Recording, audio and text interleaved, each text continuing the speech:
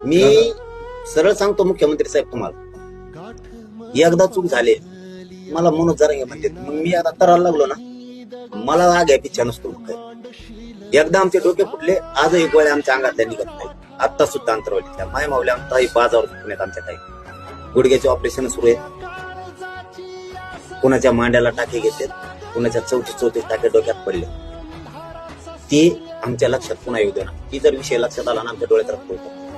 कारण आईला मारलेलं तुमच्यात सुद्धा पोलीस नाही बघू शकत. आमच्या माय मावल्या मांडीवर लेकरं घेऊन बसले साहेब. ते विषय निघाला ना, माझं काळीच चिरल्यासारखं होतं. कारण बघताना आम्ही डोळ्याने बघत होतो. असं मारत होते की जनावराला मारा, दोन्ही हातानं मारत होते.